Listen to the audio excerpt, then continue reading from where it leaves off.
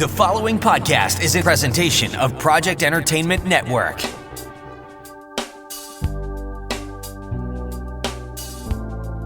Welcome to the Sample Chapter Podcast, the show where authors read a sample chapter from one of their books. Here's your host, Jason A. Meiske. Greetings, my friends. Hey, it's bonus time again with episode 120 of the Sample Chapter Podcast. Oh my gosh. I had hoped that throughout March and April that I'd be able to get some more bonus content to you, but as I've mentioned in past episodes, I've been very busy. And unfortunately, it didn't work out the way I wanted to, but, such is life, right? In any case, I have a very special episode for you today with guest author and co-host of the Authors and Chain podcast, Glacia Cronk. And let me tell you, she is going to bring the laughs and the feels today. In case you're unfamiliar with her backstory, you're going to hear about her life's evolution into becoming a writer, which is a remarkable story in itself.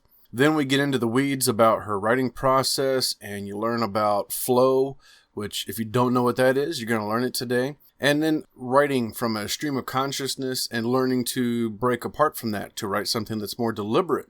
Lots and lots of great information that we get today from Glacia. It's a really good show. I'm really happy with it. And we also get a little bit of background on how she became involved with the Authors and Chains podcast. Now, I want to back up just a little bit. I want you to be able to appreciate her reading. So listen carefully when the interview begins and Glacia begins to talk about her past and what she deals with now on a daily basis. And when you hear that, and then you hear her reading later, you're going to be blown away because, holy crap, she nails it. And to think that, okay, she did a reading, but to understand what she had to go through to do this, and I'm not spoiling anything for you, I just want you to know this up front, it's amazing. It is an amazing reading, and you're going to love it. I wish my own audio sounded that good. So it's a fun interview. You're going to really, really enjoy it. And, what's funny is we got so involved in our conversation that we didn't even hear the train going by in the background. And it had to have been on her side because I'm way out in the country and there's no trains out here. But that's okay. It's a fun little thing. So that's coming up here in just a moment. As always, make sure to click the link in the show notes for our sponsors and podcast networks that we're a part of. So let's start with our sponsor, U-Sto-All. They are the #1 self-storage facility in the Warrensburg area. I believe in them. I believe in what they are offering, and they have everything that you need. Climate control, security. They've gone green with solar power. I mean, it's all there. Check them out online at U-Sto-All.net. That is the letter U, STORALL.net. Of course, my favorite writing software, Scrivener, is our other now longtime sponsor. Been with us for over a year. We have that special coupon code. If you are checking out and you're getting the regular desktop version, then use coupon code CHAPTER and save yourself 20%. I've got an ad for that coming up right now. Jason here. Hey, I wanted to take a moment and tell you about my favorite writing tool, Scrivener.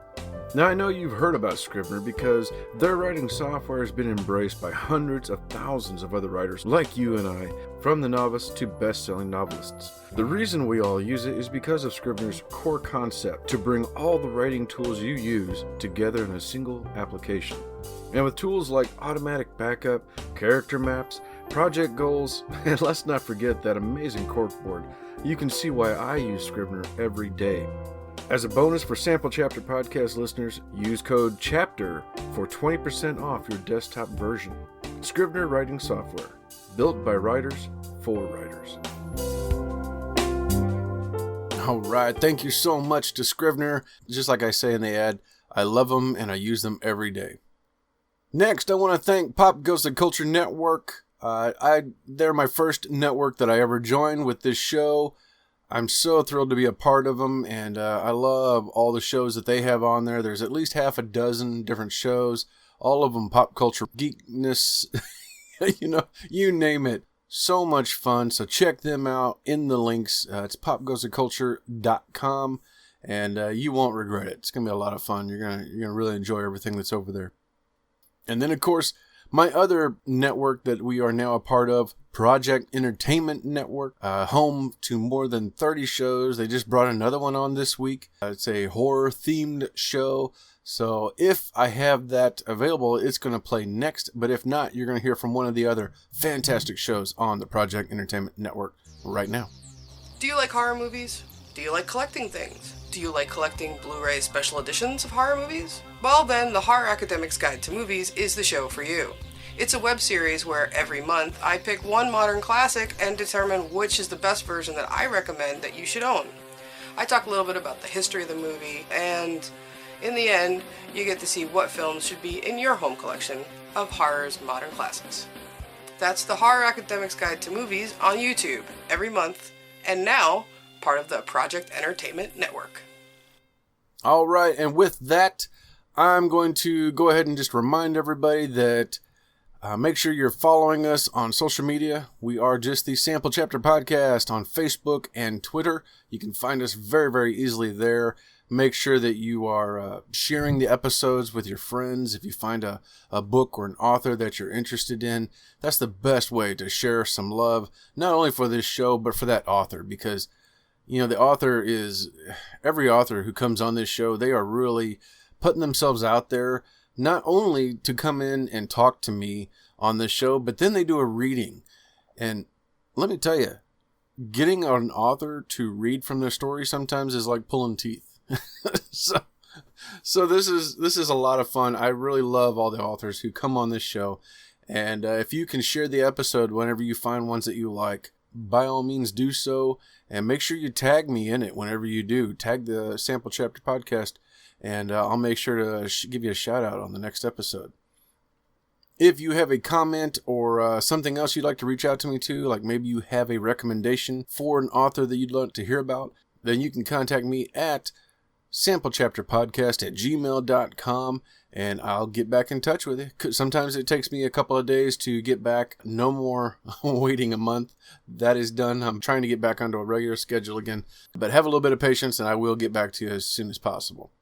And hey, as I mentioned the other day, I will be a guest on Glacia's show, the Authors and Change podcast, this coming Saturday, May 30th. It'll be 8 p.m. Central over on their Facebook site. It's going to be broadcast live, so make sure you tune in, ask us questions if you have any, or just come along for the ride, because I guarantee you it's going to be a fun one. So look us up online so that way you can find out more, and hope to see you there. All right. With that, everyone, I'm going to get us on over to our interview with the incredible, the multi-talented, the delightful Glacia Cronk.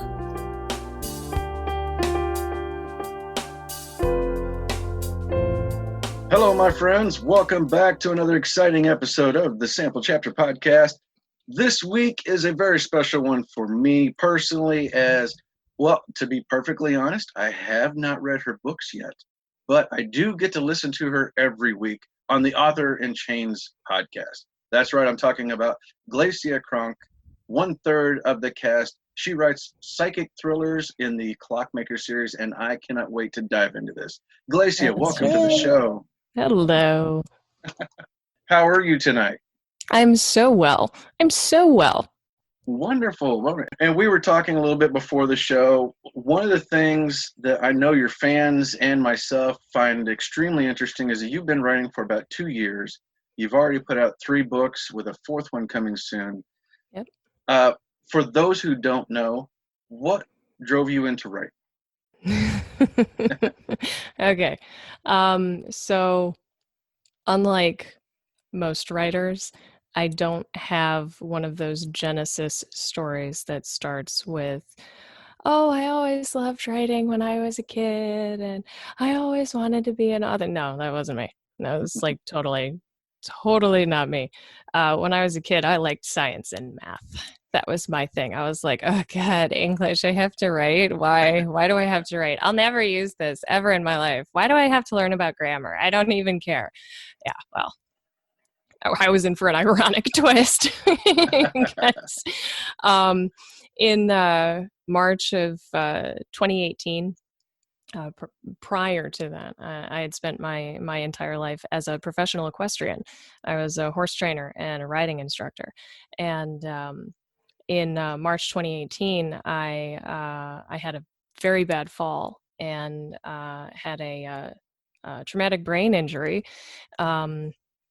That ended up leaving me with anterograde amnesia, which, for folks who don't know what that is it's not the same as most people hear amnesia and they think that it's the the kind that you usually see in movies where people like forget who they are.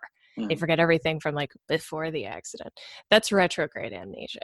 What I have is anterograde amnesia. So what that means is that I don't make new memories. So immediately after my accident, I would have a very hard time remembering things within a conversation. Ask me a question, I would start answering it, and I would forget the question by the time I got to halfway through the answer. Couldn't even remember what I was saying. It was terrible. Go to sleep at night. Couldn't remember anything from the previous day by the time I woke up the next morning. It ended up getting better and better for about 6 months, and then I reached a steady state. Went to my doctor and was like, for my 6-month recheck, and I was like, it's just not getting any better. It's just not. So we went over everything, and he was like, okay, well, this is where we start occupational therapy. You need to develop coping mechanisms, because whatever has not improved as of the 6-month period is now what we're going to call chronic. This is no longer an acute symptom. This is an ongoing thing. So you need to address this by integrating it into your life. Come up with routines, rituals, things that you can do that can help you keep track of the things in day-to-day life. Try this, try that, and come up with something that you can do that can flex your brain, and not necessarily you don't really ever gain anything back that you lose after a brain injury, but the brain is very plastic. It doesn't bounce back to what it used to be, but it can be retrained. And so he was like, pick up some new maths, or play an instrument, or learn a new language, or write. And there we go. So I was like, well, that seemed very difficult, because I'm very good at learning things that are procedural. That has always been really easy.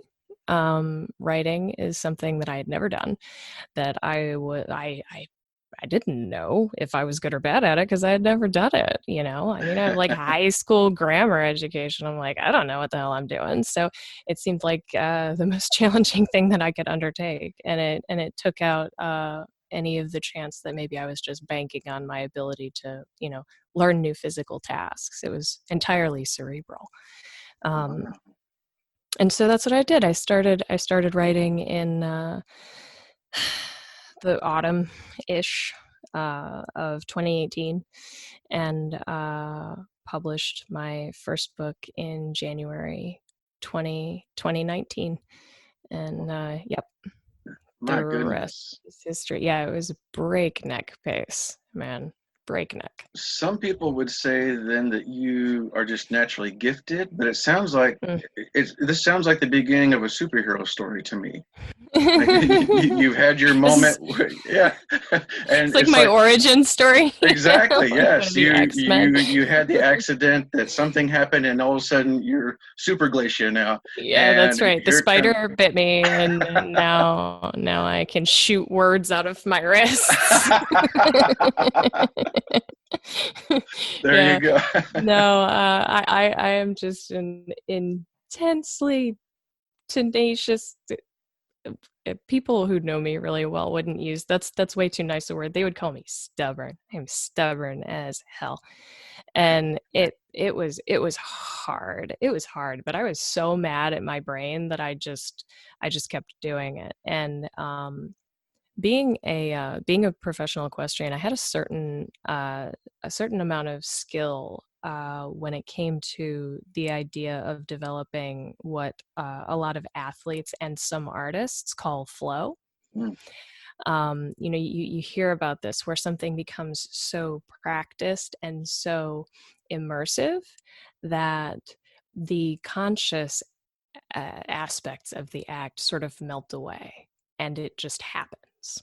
And it was something that up until that point I had only ever experienced while riding horses. And it is a wonderfully intoxicating feeling. It's something that when you get it, no matter what it is, swimming, basketball, painting, riding horses, writing books, once you get a bit of it, Mm-hmm. it's like a drug. You seek it, you chase it. And I was like, damn it, I know that I can get that, from this. And so while I was, slogging through all of the, learning the technical aspects of what I was doing, plus trying to figure out ways to be able to keep track of what I was doing, Yes. because I would go to bed, wake up, and not remember what I had written the previous day. I was also chasing that flow the whole time. And once I was able to get to that sort of weird, immersed, meditative, I'm not a metaphysical person at all when I say this, but I mean, like, anybody who knows what that feels like knows that it's sort of like a weird little high that you get when you're going, you are in there, you are not even aware of what you are typing. You are just watching that movie in your head and you are documenting it as fast as you freaking can. So, yep. yeah. No, and I mean, this is the crowd, the author crowd, I think, is a great one for that feeling, because there's lots of us who have had that moment, had that experience. My first 2 books, it's been like that with the last 5 or 6 chapters. It feels like it's like I'm up till 3 a.m, 2 or 3 nights in a row with just a couple hours sleep, but I'm still just wired all day long. I'm like, oh gosh, I cannot wait to get home and get back into it, because it's there, the story's there, and I see the end, and I know how it's going to happen. It's incredible. And then you're done, and then I'm like, oh, crash. Yeah. On to the next. Exactly. And the next. So why psychological thrillers? What brought that on? Good question. I don't know. Okay, so a question that I've been asked quite frequently is do you believe in psychic or paranormal phenomena? Because my MC is a psychic.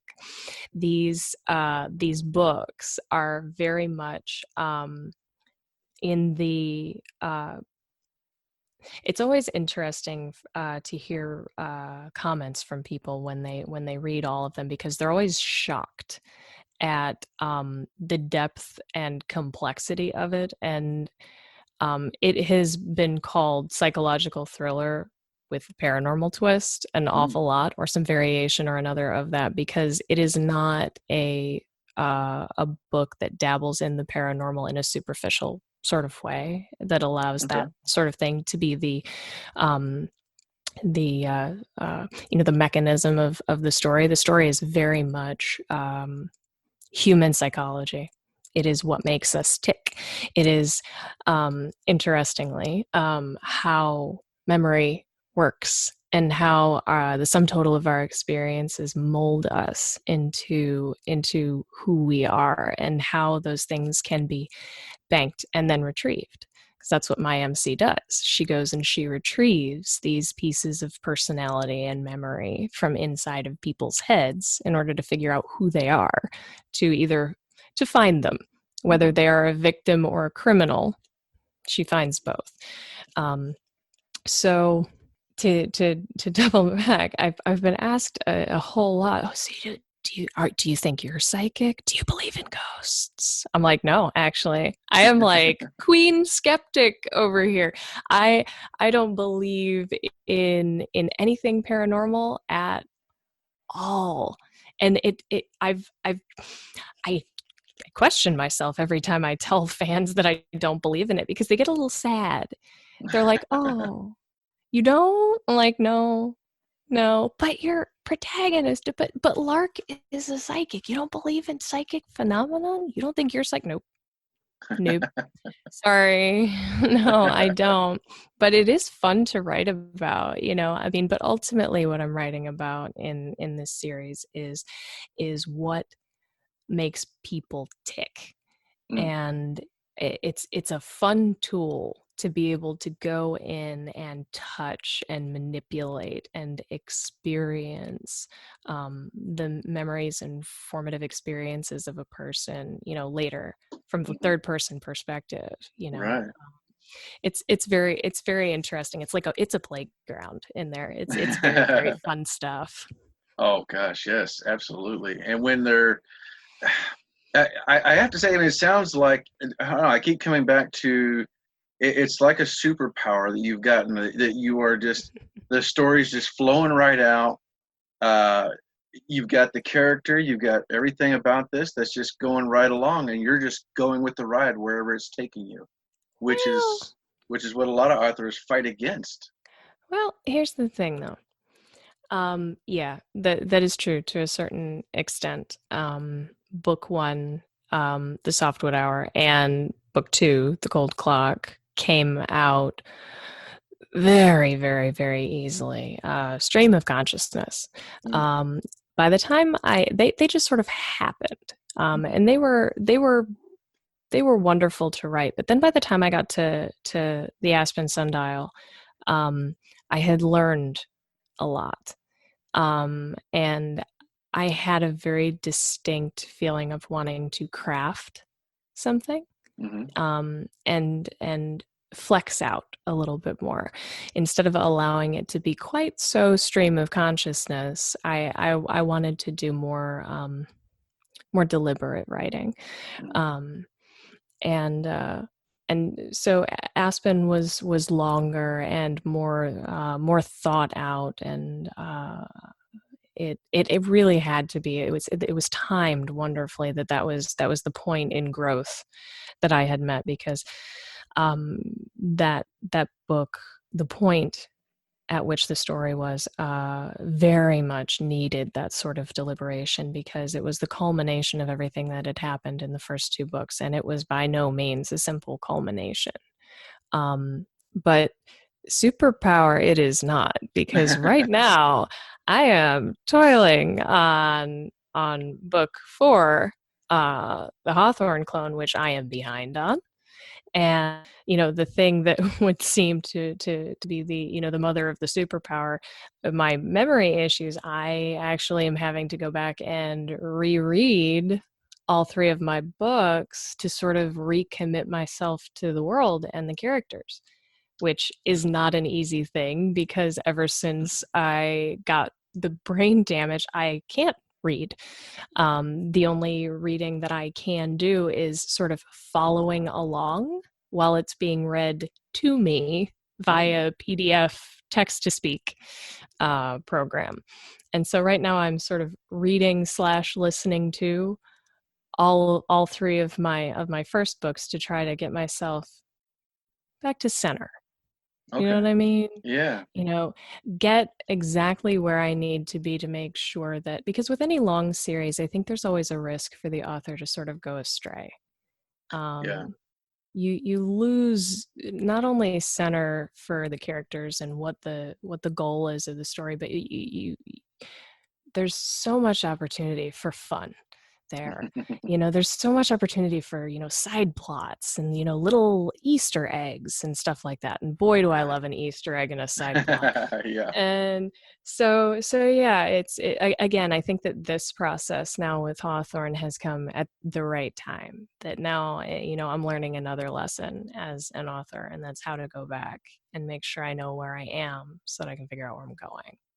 So is it a concurrent timeline throughout, or are they standalone? They are absolutely in order. They run day to day. The way they are formatted is a little bit strange. They're not arranged in chapters, they're arranged in days, and you never leave what's going on. The first 3 books, there is no day missing. It is a series of events within these days, and you follow these characters. And it's written in third limited, and it rotates between several POV characters. So within the days, you get isolated scenes, somewhat similar to the way Dan Brown wrote his novels, in that, you know, you would have these, but he did it in little micro chapters. Same idea. It's just not labeled that way. You know, you would have one character's scene and then it would switch. You know, you would have a marking of some sort, and then you would go to another character's scene. And a lot of times in mine, because it is so psychological, I'll have a scene that takes place in a single room in a single time. And as one character is experiencing a thought and taking a breath, his scene ends, and we drop into Lark's POV down inside of the mind of some person who she's exploring. And then we can come back out again and go into another of my MCs and see how he's experiencing what's going on in the room. And so it becomes this little playground of stuff, you know, or I can like bounce all over the place to people. And like, I don't know. See, this is the thing, right? I don't know anything about, you know, this. I just came in and started playing around. So I'm like this irreverent little child, like, I'm going to go up the slide. And, like, mom never told me not to. Well, there's a lot of authors, I think, that do that. They start a series, they just dive right in, and if they're lucky, they're going to get a first book. If they're extremely lucky, they're going to get a second one. But yeah, after a little while, it's like, oh gosh, I have to start tying things together.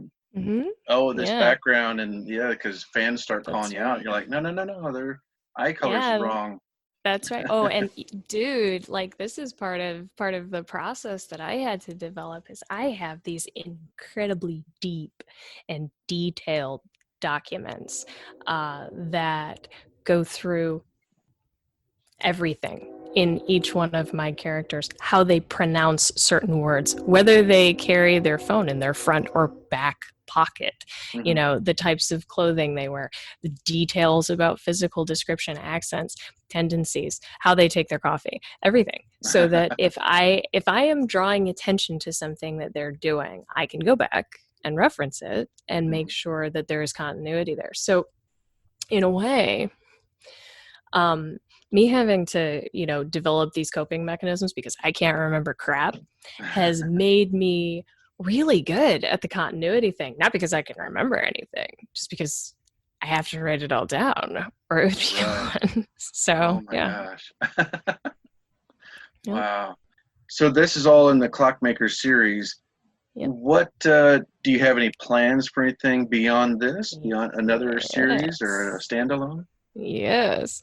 Well, I am shamelessly attracted to shiny objects. So, I will be, you know, doing something mundane, like, you know, mowing the lawn or driving or something, and just wandering in my head and, you know, get an idea for a whip and go home and write it down. And there are a bunch of those right now, but currently there are 3 that I have written in, you know, have between 5 and 20,000 words in any given one of them, that they keep trying to lure me away from the Clockmaker series. They're like, we're shiny and pretty. Don't you want to come play with us? And I'm like, yes, I do. I will. I have to do this now because people don't know about you. People know about Hawthorne, and I have to do this first. But yeah, it's odd because even though I am very strictly I am a science-based, you know, facts-based, skeptical person, all of my whips have an element of paranormal or supernatural or fantasy. The whip that really wants my attention right now is like a modern fantasy, and it's so cool. I really want to do it, but I keep trying to exercise. At one point in time, I was like, you know what? An idea right now. I'm gonna outline a story. I'm gonna outline a book, and my intention was for it to be just, you know, some sort of a conventional genre, and it ended up having a twist of fantasy in it. And I was like, well, damn. Apparently this is just going to be my niche. I would say that it's safe to say at this point you are for sure an author. Yeah, I would consider myself such. Yes, Yeah. I would.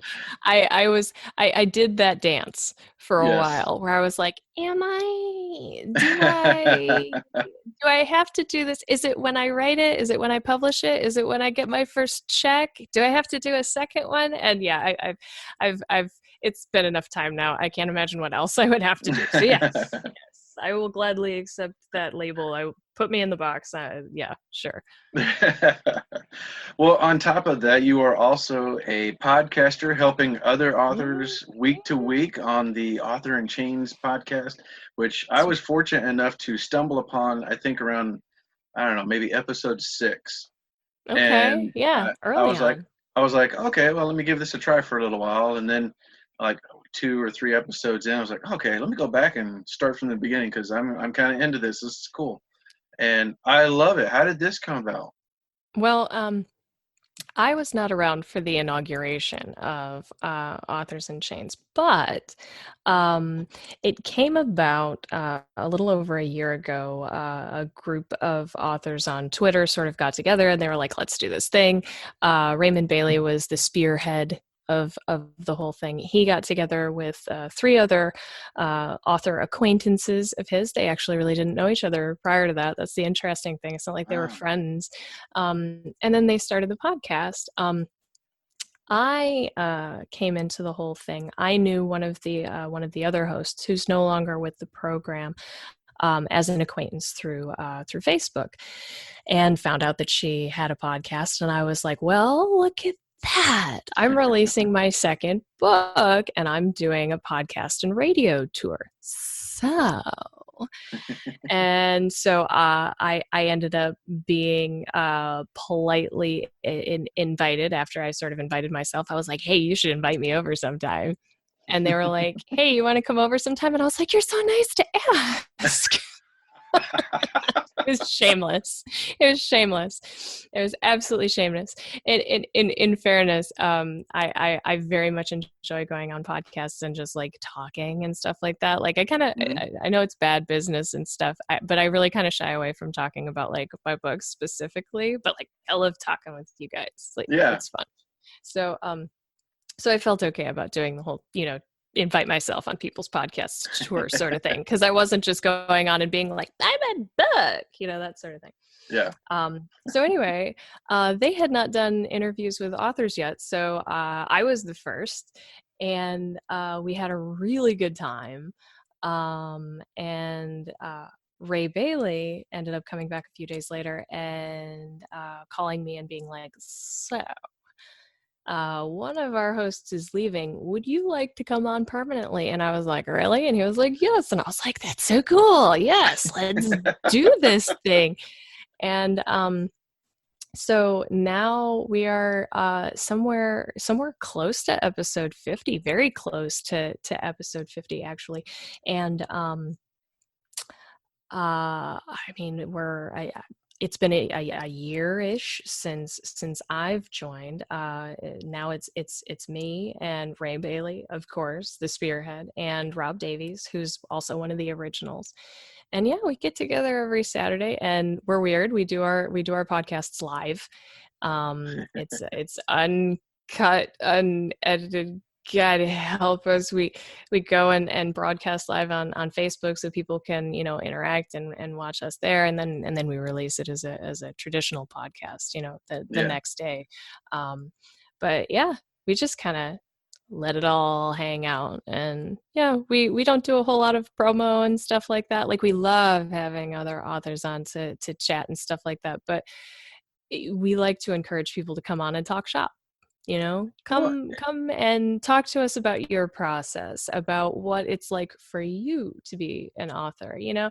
I mean, it's fun to talk about our own individual works and whatnot, but let's get in between heads and see. Everybody has their own struggles and their own experiences, and the things that have built them. And because everybody's experiences are unique, being able to share that is valuable. It is. And super fun. Yeah. Super fun. Oh my gosh, yes. And as a listener, yeah, it's like you said, I enjoy listening to other people's process and what your thoughts are on, oh, well, I do it like this. And Mhm. whether it's you're talking about something third person, or you're talking about creating oh, should it have a flashback in the beginning or Mhm. not? And, different things. And it's a way of learning without teaching. And Yeah. I get so much out of it. I really enjoy Uh, the show. Oh, thank you. I love that. We try very hard not to pontificate or, you know, instruct. We're just sharing, Yeah. I mean, we're all in this damn thing together. It's a leaky lifeboat, man. And we're all just trying to bail and row at the same time. So, yeah, it's all good fun. It is a lot of fun, and I really enjoy it. When did so it's live on Facebook We on are Saturday we are nights? live on Facebook every Saturday night at 9 p.m. Eastern, and then the podcast is released Sunday in traditional podcast forms and all of the places where people would stream their podcasts from.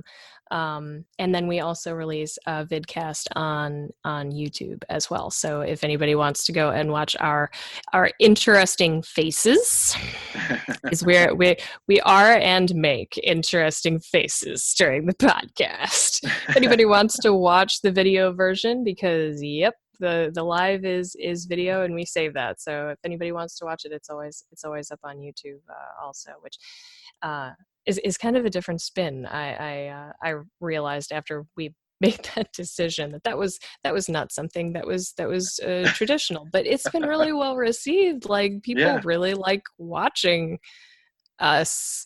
I guess I'm like, okay, I mean, it works, so come on in if you like Mr. Rogers, come on There you in. go. We can all be friends here. The water's warm. That's right. Oh my gosh. This has been every bit of as much fun as I thought it was going to be. And I'm upset that Ray had to leave and he wasn't able to jump in with us, but I'll That's have okay. to I'll get him on here sometime. That's right. We will chase down the elusive Raymond Bailey. We'll find him in his natural habitat, and I don't know. We'll net him. We'll net him, and then we'll tie him to a chair and get him on here, because Perfect. you can't miss out on the Ray Bailey. Everybody needs a little bit of that in their life. That's right. It's gonna be my mission in life now. I gotta get the Raymond Bailey and Robert Davies reading a sample chapter. That's right. Where can everybody find and follow you? They can find me on Facebook at Glacia Cronk. I am on Twitter at Glacia Cronk. I am on Instagram at Glacia Cronk. You can find me on the YouTube at Glacia Cronk. And then my books are available in Kindle and paperback on Amazon. Wonderful. Thank you so much for coming on the show. I've had a wonderful time speaking with you, and you're definitely gifted and a superhero in my book. Oh, thank you. Thank you for having me on. This was a blast. Ladies and gentlemen, it's time for me to step aside and hand the floor over to our guest, Glacia Cronk, with book 1 of the Clockmaker series, The Softwood Hour. Insert book reading now. Insert book reading.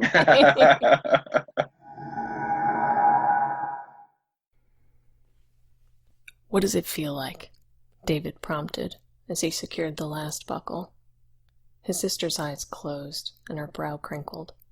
She sighed. Agent Fletcher walked from the far side of the room to stand with Carpenter. David noticed that he was looking at Lark with intense interest. He crossed his arms over his chest and leaned back against the comatose man's bed. "Anything?" he asked again. She shook her head and her eyes fluttered. "There's nothing. It's so dark and empty. Give me a minute to get my bearings." David nodded and regarded the two men. Carpenter removed his glasses and put one earpiece into the corner of his mouth like a pipe. Miles was still enthralled. "There's something," she said.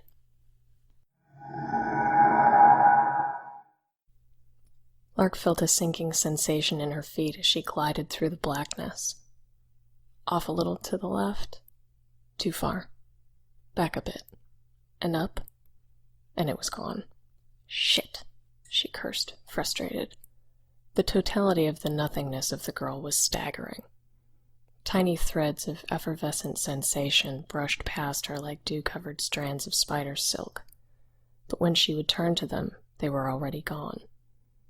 She stopped and stilled, holding her breath. Somewhere far off, she could hear a color, smell a sound. She dove down, farther into the darkness.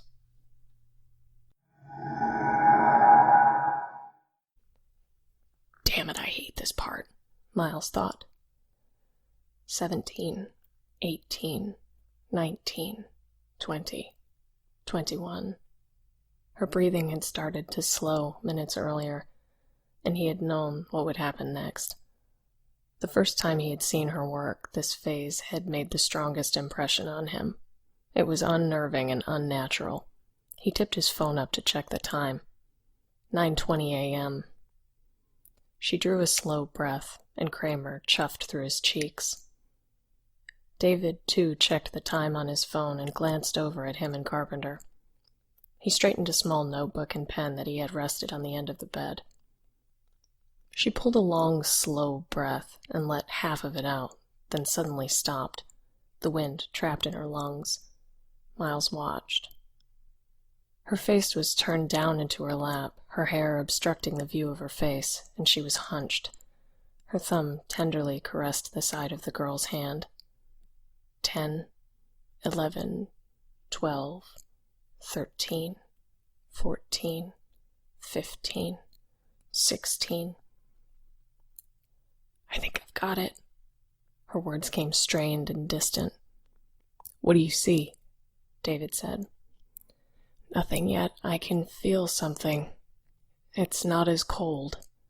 She drew another long breath, then stopped breathing again. 13, 14, 15, 16, 17, 18, 19.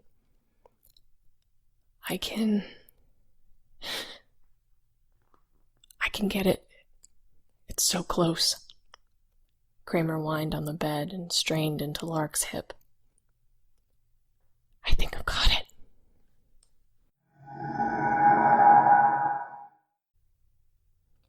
Warmth lapped at her feet.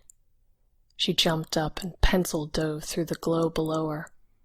The sensation enveloped her body and pressed in on her ribs. Down, down, down she slid, heat licking up her sides, blowing her hair overhead. She tried to breathe, but her lungs refused to draw. It's not real, she told herself, trying to quell the rising sense of panic in her belly. She exhaled the last of her air and gave herself up to the plunge. Stretching her arms out to either side, her fingertips grazed the freezing atmosphere outside the chute of heat through which she fell. They stung with the bite of their chill, and she drew her hands back into her body. Then suddenly, she smelled earth.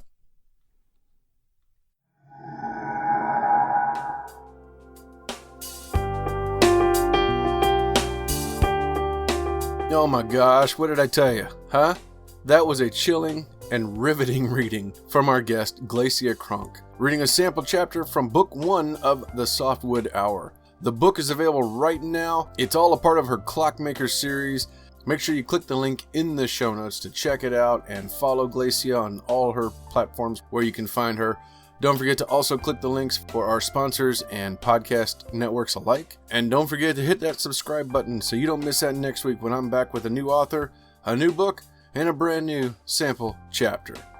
Thank you so much for tuning in for this bonus episode. We'll see you again real soon.